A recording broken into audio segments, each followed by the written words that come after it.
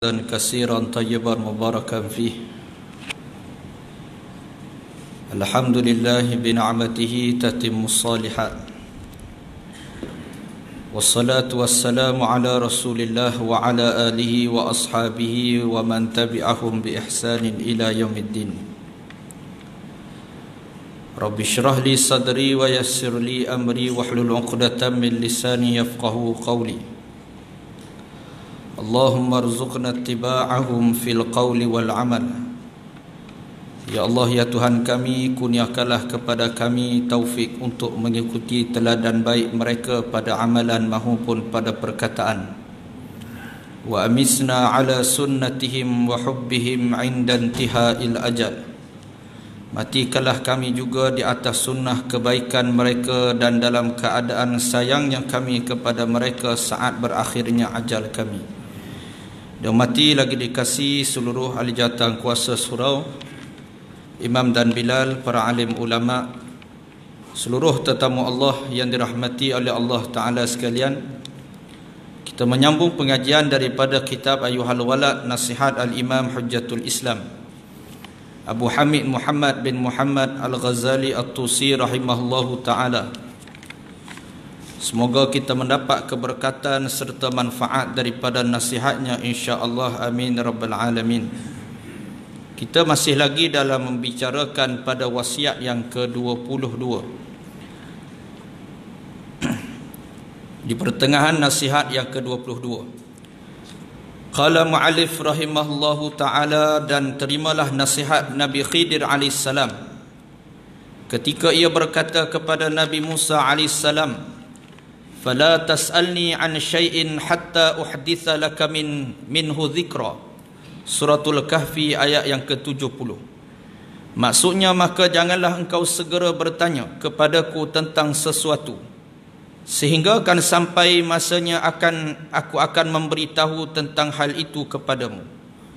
Oleh kerana itu, janganlah engkau terburu-buru hendak bertanya sebelum sampai masanya. Dan apabila telah tiba masanya, ketika itu akan nampaklah segala-galanya bagi ilmu. Firman Allah Ta'ala yang lain, sa'urikum ayati fala tasta'jilun. Surah Al-Anbiya ayat yang ke-27, yang bermaksud, selagi akan aku perlihatkan akan kamu akan tanda-tanda kebesaranku, maka jangan kamu terburu-buru mendesak aku. Maka jangan engkau bertanya sebelum tiba masanya, dan yakinlah bahawasanya engkau tidak akan sampai ke penghujung jalan kecuali apabila engkau terus berjalan. Kerana firman Allah Ta'ala yang berbunyi, awalam yasiru fil ard fayanzuru. Suratul Fatir ayat yang ke-44, yang bermaksud, apakah mereka tidak mau berjalan di atas muka bumi ini, lalu mereka dapat melihat segala sesuatu untuk menjadi iktibar. Wahai anakku yang tercinta, demi Allah, seandainya engkau terus berjalan, engkau akan melihat perkara-perkara yang sangat ajaib pada setiap tempat, dan korbankanlah jiwamu untuk sampai ke sana. Kerana segala kejayaan ialah pengorbanan jiwa raga, seperti perkataan Zunnun Al-Misri rahimahullahu ta'ala bagi salah seorang muridnya, jikalau engkau bersedia untuk berkorban dengan jiwa ragamu, maka teruskanlah perjalananmu. Jikalau tidak, maka tidak perlu engkau mengikuti lorong-lorong ahli sufi. Sidang jemaah yang dirahmati oleh Allah Ta'ala sekalian, seterusnya Al-Imam Hujjatul Islam Al-Ghazali rahimahullahu ta'ala mengajarkan kepada muridnya agar mengambil hikmah daripada peristiwa Nabi Musa dan Khidir alaihissalam, yang banyak pengajaran di dalamnya, yang kisahnya yang panjang, yang disebut di dalam Suratul Kahfi. Disebut bagaimana mengajar kepada kita bahawa adab supaya tidak tergopoh-gopoh di dalam menuntut sesuatu ilmu. Bahkan kata ulama, pengajaran daripada Musa dan Khidir alaihissalam mengajar kepada kita setinggi mana jawatan seseorang, sehebat mana pun pangkat seseorang, maka tidak terhenti untuk dia tidak menuntut ilmu dalam kehidupannya. Maknanya setiap manusia dia sentiasa berterusan di dalam menuntut ilmu, sama ada siapa pun dia, alim sealim mana pun dia, setua mana pun dia, maka ia tetap wajib untuk berada di atas jalan menuntut ilmu. Karena Allah Ta'ala menjadikan ilmu Allah adalah suatu ilmu yang sangat luas, sehingga Allah Ta'ala mengajarkan kepada kita melalui peristiwa Musa AS, seorang Nabi yang sangat terkenal, tetapi dituntut untuk bertemu dengan Khidir AS, ataupun disebut sebagai Khadir ataupun Khidir. Ada yang memanggil dengan panggilan Khadir, ataupun diterjemah kepada bahasa Melayu kita ni Kadir lah biasanya. Kadir itu sebenarnya daripada Khadir ataupun Khidir AS. Khadir ataupun dengan erti kata hijau, yang dengan erti kata yang bermaksud setiap tempat yang dilalui oleh Khadir AS ataupun Khidir AS akan menjadi hijau, tumbuh, subur, apa yang telah dilaluinya itu.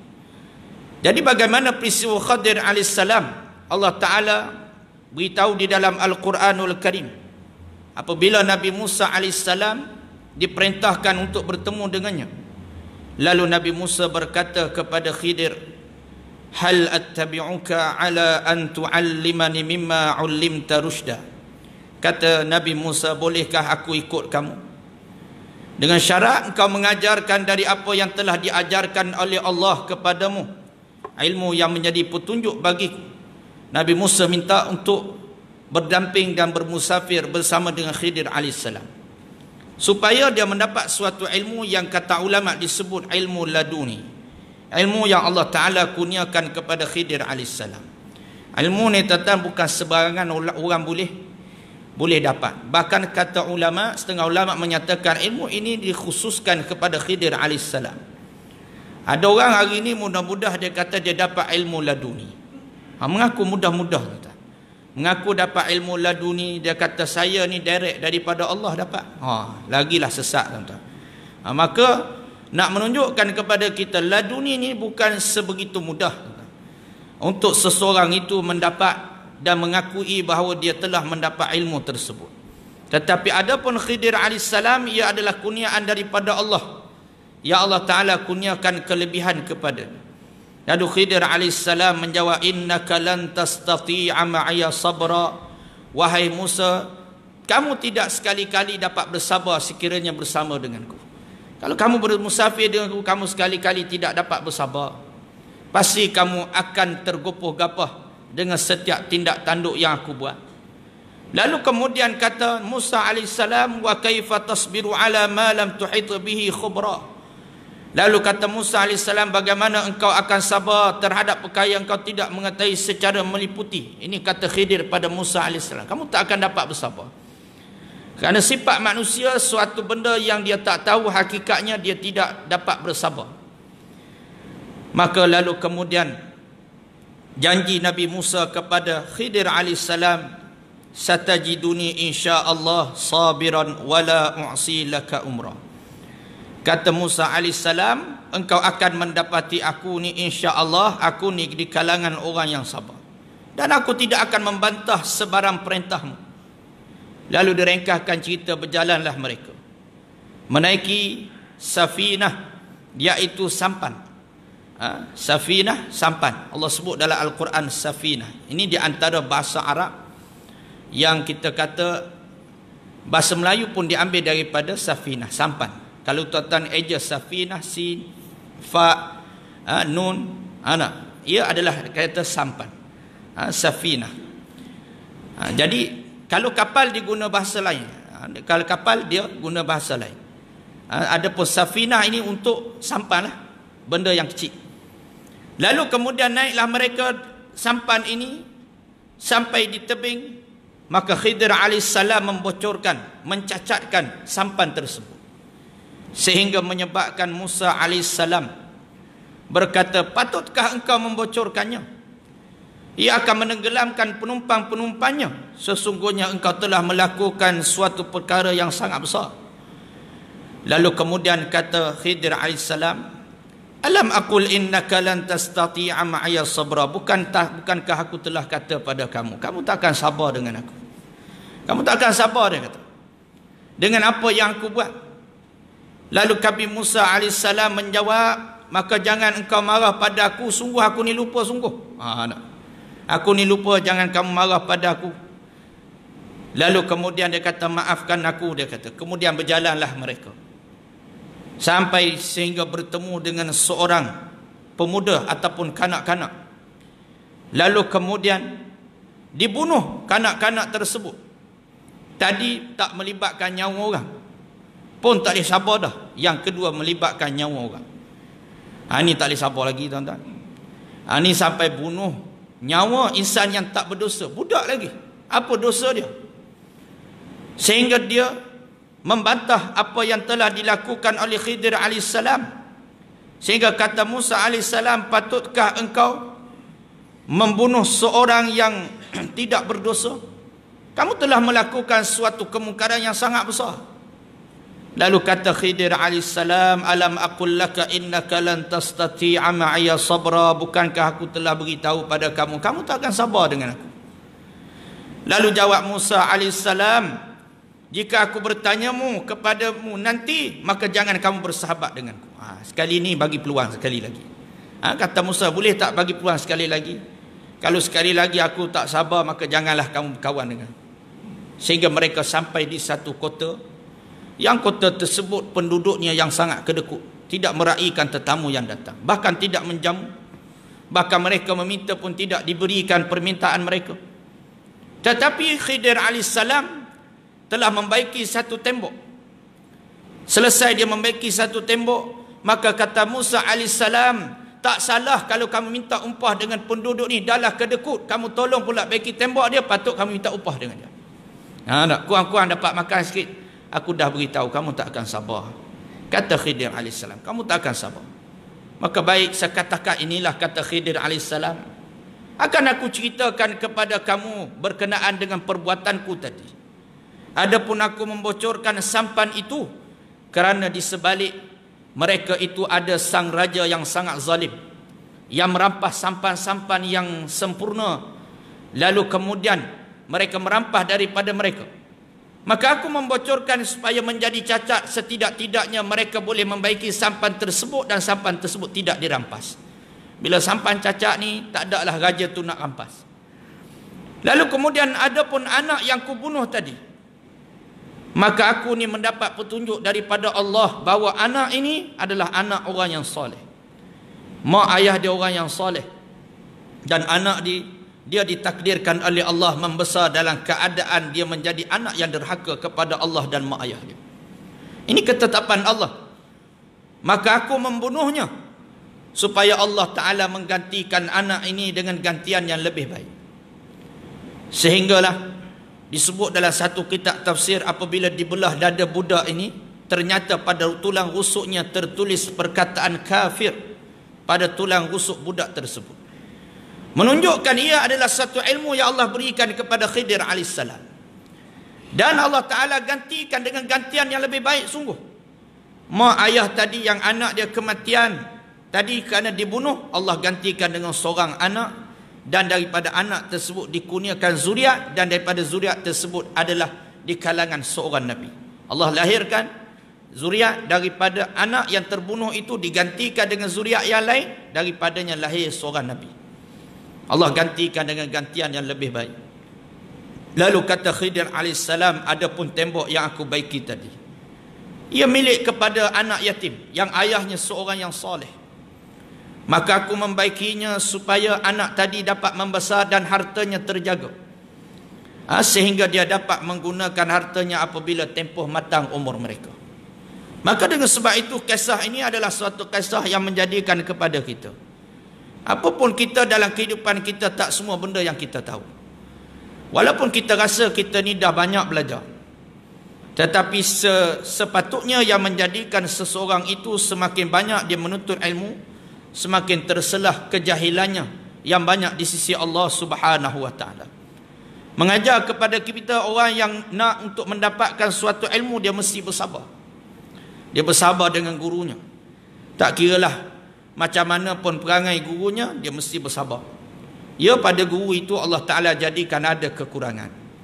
Tak semua guru ni ada kelebihan-kelebihan yang kita nak. Kadang-kadang ada guru yang mengajar kat tempat kita ni, dia tak ada lawak pun, serik je dia mengajar. Kena sabar. Sejam-sejam lah kena sabar, tuan-tuan.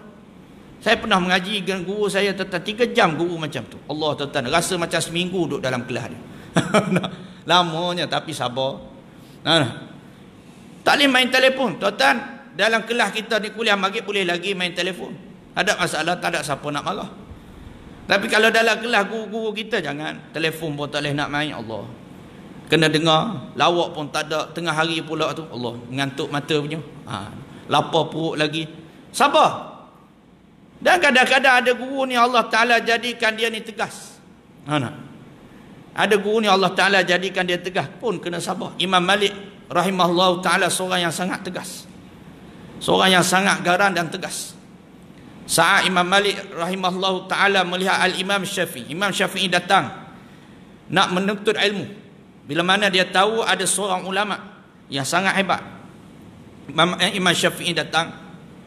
Lalu dia tengok di tempat dia berada itu, ada seorang guru Imam Malik yang sedang mengajar muridnya. Imam Syafi'i dia tertarik. Lalu dia pun duduk sekali dalam majlis ilmu Imam Malik. Lalu kemudian Imam Syafi'i dia tak bawa apa-apa kertas. Dia tak bawa apa-apa benda pun. Pen pun tak bawa. Lalu dia ambil, dia pun tulis menggunakan jari je, ambil alio, dia pun tulis pada tapak tangan. Dan Imam Malik perasan perkara tersebut. Sehingga lepas pengajian Imam Malik bertanya kepada Imam Syafi'i, apa yang telah kamu buat? Marah Imam Malik. Pasal apa? Duk main alio dalam kelas dia ni. Paling kurang tulis boleh tahan lagi, ni duk main alio.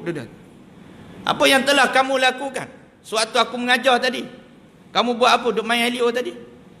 Kata Imam Syafi'i, tidak, aku mencatat apa yang telah diajarkan. Lalu sebutkan apa yang telah aku ajarkan. Lalu disebut semua hadis yang dibacakan oleh Imam Malik tanpa tertinggal sedikit pun. Allah. Sehingga saat itu Imam Malik melihat pada Al-Imam Asy-Syafi'i itu ada satu kelebihan nur, cahaya. Satu kelebihan yang ada padanya. Maka kesabaran seseorang, maka dia Imam Syafi'i dia tidak bercerai dengan Imam Malik. Selama mana Imam Malik bersama hidup. Dan selama mana Imam Malik tidak mati, Imam Syafi'i dia tidak menyanggah apapun perkara yang dia tidak bersetuju dengan ilmu yang ada pada Imam Malik rahimahullah ta'ala. Maknanya dia bersabar. Maka seorang itu dia kena bersabar. Kadang-kadang orang kita ni, kita nak AJK surau, AJK masjid. Nak penuhkan hasrat penuntut ilmu ni payah. Jemput ustaz garang, dia kata apa benda ustaz garang sangat ni. Nak. Sikit-sikit marah kita, sikit-sikit marah kita. Jemput ustaz tak garang, dia pun tidur dalam kuliah. Pun komplain juga. Ni nak suruh datang kuliah ke nak suruh datang tidur ni? Dia komplain pula. Jemputlah ustaz mana pun. Jemput ustaz lain ni, apa benda ustaz muda sangat ni. Tak sesuai, kita ni dah veteran dah. Dia siapa-siapa dulu makan garam daripada dia. Jadi sebab tak kena. Maka apapun yang mencukupkan kita adalah sabar dalam menuntut ilmu. Kita nak mencari kelebihan kepada seorang guru itu, tak ada guru yang sempurna. Yang mana kena pada semua hati murid dia, tak semua. Allah Ta'ala jadikan begitu. Tetapi perlu ada pada seorang penuntut itu kesabaran dalam dia untuk menuntut ilmu pengetahuan. Seperti mana yang disebut kesabaran ulama yang terdahulu dalam menuntut ilmu. Lalu kemudian disebut lagi, lalu kemudian kata Al-Imam Hujjatul Islam, maka ada kalanya kamu kena bermusafir untuk mendapatkan hikmah ilmu tersebut. Kadang-kadang dengan kesabaran kamu nak tahu ilmu, nak dapatkan sesuatu ilmu, dan kadang-kadang kamu kena bermusafir. Sebagaimana Allah Ta'ala menyebut banyak di dalam Al-Quran. Kerana musafir itu dia banyak kelebihan. Musafir ni dia banyak mengajarkan kesabaran kepada kita. Bila musafir, kita menghargai ilmu kita. Setan waktu kita duduk di sini, kita mungkin rasa sama level, sama-sama kita. Tapi bila mana kita ni dah berpindah masuk pula kawasan orang asli, yang semua orang ni tak pandai semayang pun tak pandai, saat itu kita mula menghargai ilmu. Rupanya ilmu yang aku miliki selama ini begitu berharga. Kerana musafir. Kita musafir masuk di pedalaman-pedalaman, kita akan mula merasai rupanya ilmu yang kita dapat selama ini Allah banyak manfaat. Lalu saat itu timbul semangat balik, cari semula kitab-kitab yang ustaz-ustaz mengajar waktu kuliah maghrib habis dikumpul balik. Tengok balik rakaman-rakaman ustaz yang lepas-lepas. Kerana nak memahami balik, iaitu maksud-maksud kitab ini. Kenapa? Kerana nak mengajarkan orang yang jauh lebih teruk daripada dia. Asbab kerana musafir dia kembali bersemangat dalam menuntut ilmu. Ataupun kerana musafir dia akan mula menghargai guru dia. Bila mana dia duduk setempat ni biasalah, tok guru mari kat tempat dia tak terasa mana. Dia rasa biasanya walha tok guru dia ni kalau pergi keluar dah famous dah. Famousnya orang nak jemput pun jadualnya penuh dah. Tapi bila mana kerana tok guru tu selalu mari dekat dengan rumah dia. Sebab tu kalau kita tengok tok guru ni orang kampung tak hargai mana. Orang luar yang hargai lebih daripada orang kampung. Orang luar lebih hargai daripada orang kampung. Nak menunjukkan kepada kita tak tu mana pun. Macam Ustaz Azhar lah, Ustaz Azhar Idrus tuan. Kalau kat Terengganu ni, Ustaz Azhar ni kalau dia berkuliah, maknanya tidaklah seramai bila mana dia berkuliah kat KL ni, kat Selangor ni. Saya waktu saya mengaji lagi, kadang-kadang selalu follow kuliah Ustaz Azhar tu. Kadang-kadang mana tak penuh mana pun surau kita ni, mana biasalah penuh tu penuh biasa, taklah sampai melimpah. Tapi bila sampai sini tuan-tuan, Allah melimpah. Daripada daerah lain pergi datang. Menghargai tuan-tuan. Menghargai orang alim. Ustaz Azhar itu pergi ke Thailand. Orang menghargai ilmu dia. Tapi kadang-kadang orang setempat ni dia tak berapa nak hargai mana. Itulah nak katakan musafir baru kita tahu rupanya kelebihan guru kita Allah jauh lebih hebat. Saat itu kita kembali semula pada guru kita. Rupanya guru kita ni dah hebat dah. Maka dengan sebab itu kita akan mula menghargai. Macam kita lah, kita sebut duduk di rumah makan lauk sama je. Lama-lama mari bosan je. Asyik-asyik lauk apa ni? Ikan singgang. Ataupun apalah. Nak cari kelainan tuan-tuan, pergilah mengembara. Cari kedai-kedai makan yang best-best sikit tengah-tengah bandar. Cari-cari pun cari kedai mek singgang juga. Samalah juga. Bila makan, jauh sedap bini masak lagi. Balik rumah balik, suruh bini masak juga last sekali. Baru hargai balik. Bila musafir ni dia baru ketahu kesusahan hidup. Macam orang asli tuan-tuan, dia tanam tongkat ali apa di belakang rumah dia. Dia tak tahu nilaian dia berapa dulu. Bila dia mengambara keluar pergi ke bandar, rupanya baru tahu Allah jual mahalnya tongkat ali. Kecil pun dah mahal dah. Herba-herba yang dia tanam. Lalu dia balik semula ke kampung tanah dengan lebih banyak lagi. Jual dengan harga yang mahal. Anak katanya kita tidak menghargai perkara tersebut. Bila mana bermusafir banyak mengajar kepada kita. Musafir menghargai ilmu kita. Musafir menjadikan kematangan kita. Bahkan musafir menambahkan iman dan taqwa kita pada Allah. Allah Ta'ala menyebut fasiru fil ard fanzuru kaifa kana aqibatul mukadzibin. Berjalanlah kamu di atas muka bumi Allah, lihatlah bagaimana kesudahan-kesudahan kelompok manusia yang mendustakan nabi-nabi mereka. Kita kena berjalan banyak bermusafir. Tengok bagaimana kaum yang dilaknat oleh Allah. Pergi ke Mesir, tengok bagaimana piramid. Piramid yang diciptakan untuk satu piramid untuk satu Firaun. Ia adalah makam Firaun. Makam raja mereka. Satu piramid yang besar itu adalah untuk seorang saja raja. Dia ada bilik yang khusus. Bilik yang menyimpan mayat satu, kemudian bilik-bilik yang lain menyimpan harta kekayaan Allah. Kalau dia ada kuda yang mahal, disimpannya dengan kuda-kuda sekali ditanam. Dengan harta-hartanya sekali akan ditanam. Ni. Bagaimana kesudahan mereka? Kesudahan mereka adalah kesudahan yang hina. Allah Ta'ala jadikan bagaimana Allah Ta'ala sengaja mengekalkan jasad Fir'aun. Ya Allah Ta'ala boleh hapuskan jasad Fir'aun, tapi sengaja Allah Ta'ala kekalkan. Supaya apa? Supaya manusia berjalan di atas muka bumi Allah, melancung melihat kebesaran Allah, kesudahan manusia yang pernah mengaku dirinya Tuhan. Fir'aun pernah berkata, Ana Rabbukumul A'la. Aku ni Tuhan yang paling mulia, paling agung. Tak ada siapa yang lebih hebat daripada aku. Bagaimana perkataan itu keluar daripada mulut manusia yang sombong dan angkuh? Allah Ta'ala jadikan kesudahannya adalah kesudahan yang sangat hina. Sebab tu tuan-tuan, nak mengajar pada kita bila kita musafir, nak kata orang yang pegang jawatan hebat macam mana pun, Saat dia derhaka kepada Allah, dia manusia yang paling hina. Dia manusia yang paling hina. Sebab tu kita ni nak jadi apa pun, tengok bagaimana kesudahan orang-orang yang telah terdahulu daripada kita. Bagaimana Allah Ta'ala mematikan Qarun, orang yang sangat kaya, yang hartanya melimpah ruah.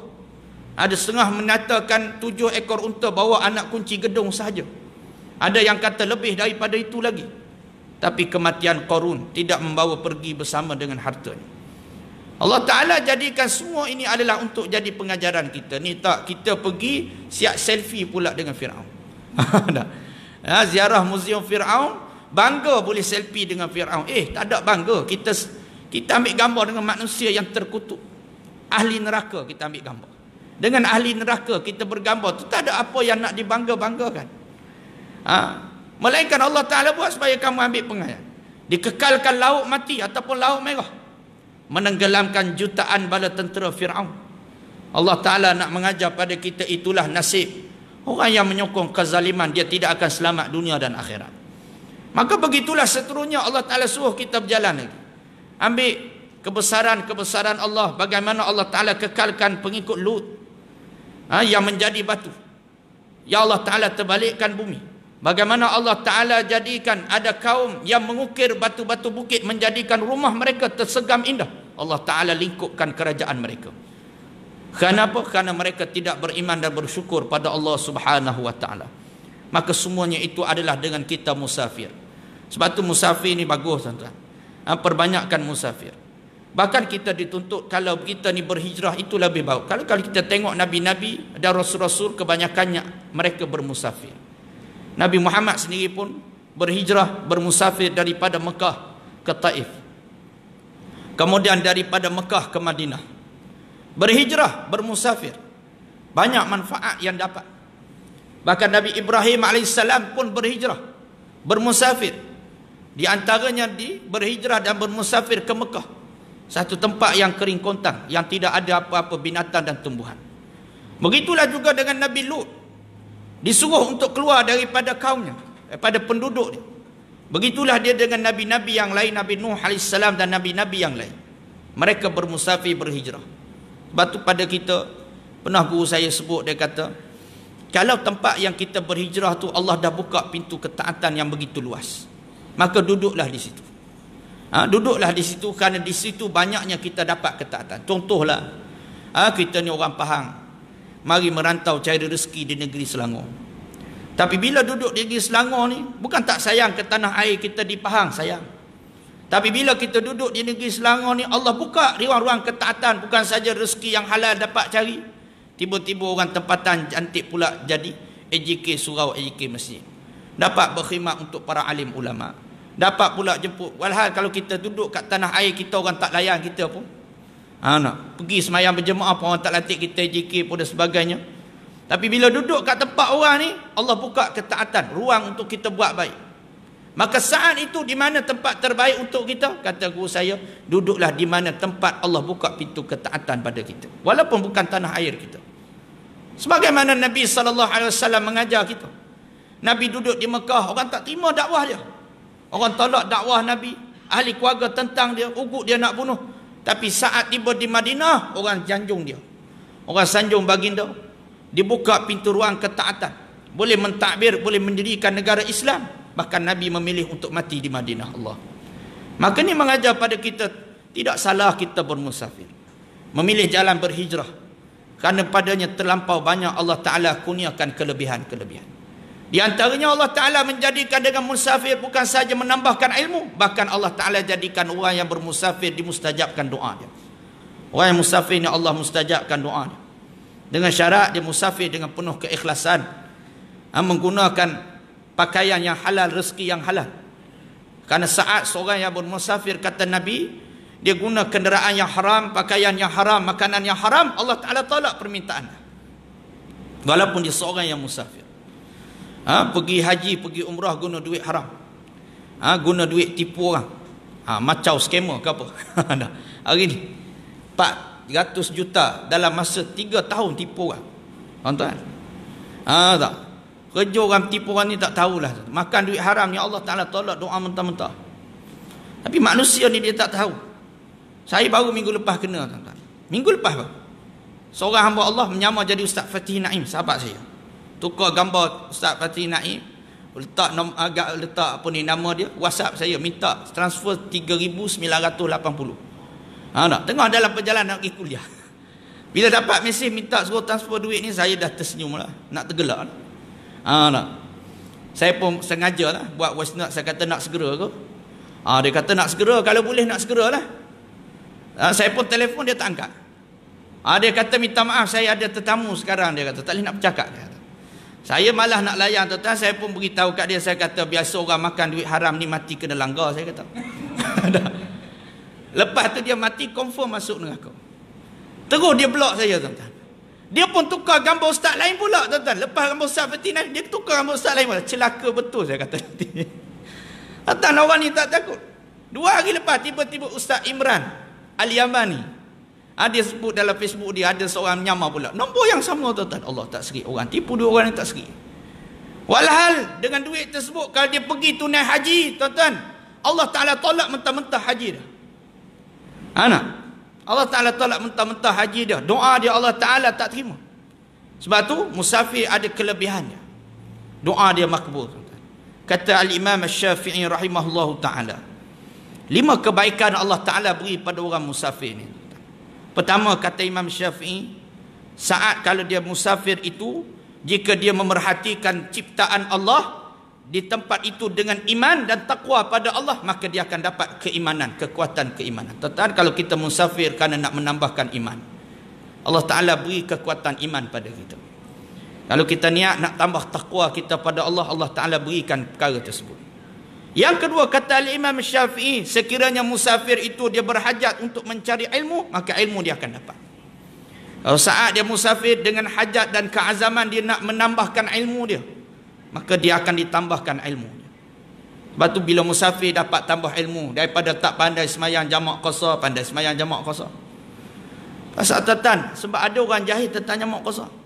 Maghrib pun dia qasar sekali. Wallahu a'lam macam mana dia buat, tak tahu. Tapi dia niat qasar sekali maghrib. Saja aku semayang maghrib qasar, jamak takdim. Mengikut imam kerana Allah Ta'ala. Ini betul-betul berlaku, tuan-tuan.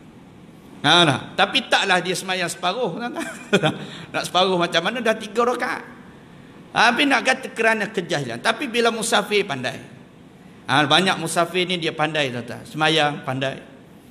Atas kapal terbang lagu mana nak buat. Ni panjang pula nak cerita.